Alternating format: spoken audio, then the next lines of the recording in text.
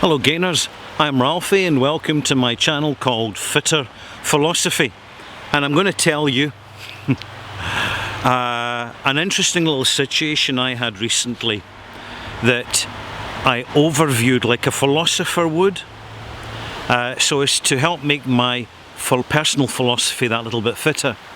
And basically I caught a mouse. Now it all started when I went into the kitchen one morning and noticed that there were mouse droppings on the work surface, which, I mean, I'm not the cleanest of people, to be honest, but you know, I'm not that dirty. And I knew, right, we've got a mouse problem.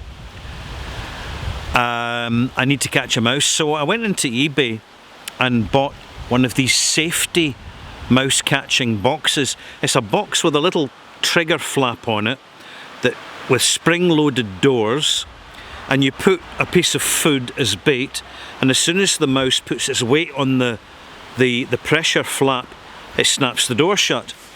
And right enough, the following day I caught a little brown mouse in my safety trap. Cute little thing, lovely sparkly eyes, little round ears, huge whiskers, looking very, very healthy, but very small, with a lovely tail, dark brown, and when he jumped up on the side, or she jumped up on the side, you could see a wee kind of sort of creamy coloured fringe going from the chin down to its tail.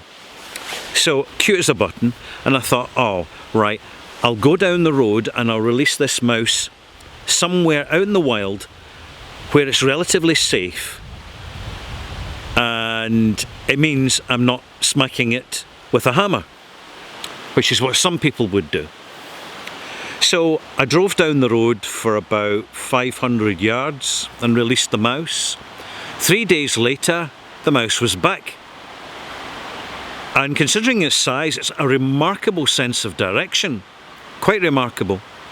So I caught it again, but this time I put it in a big plastic box with air holes and some bedding and some food and some water, and I thought I'll just keep it over winter and release it in the springtime, and when it's got a better chance of survival.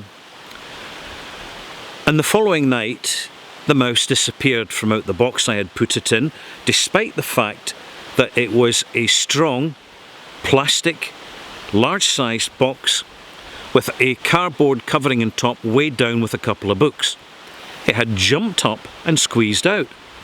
So I caught it again the following night, because obviously the mouse is really loving the mouse safety trap, because it gets its food, it gets caught, and then it can escape again.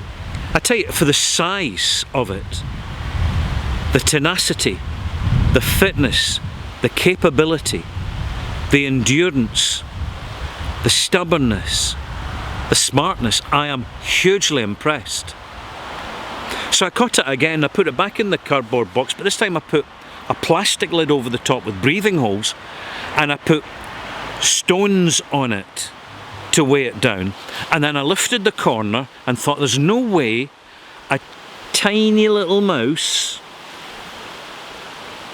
is going to get out of that. And it did. I've caught it again, and this time I'm going to drive it. I know it's whatever I put it in, it's not going to stay there for long. I'm going to drive it, and I'm about to do that now.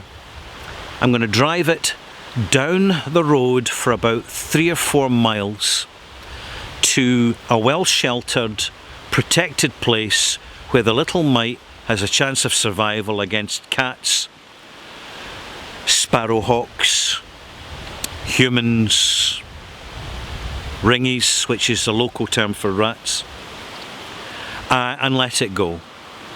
Because I respect that mouse. I really, really do. That mouse is a lot smarter, a lot more tenacious, a lot stronger, and a lot more tuned into life than many humans are. In fact, that little mouse reminds me of how weak many humans are because humans choose to be. Have a think about it. I'm Ralphie, I hope you've enjoyed this video. I'm going to leave you with the backdrop. We're standing at the top of a steep embankment in a wooded glen in autumn, full of deciduous trees where the leaves are turning from green to brown, and once they've gone, spring will return and the green will come back. If you like this, click the like button, subscribe, all the nice little things. We'll see you soon. Bye bye.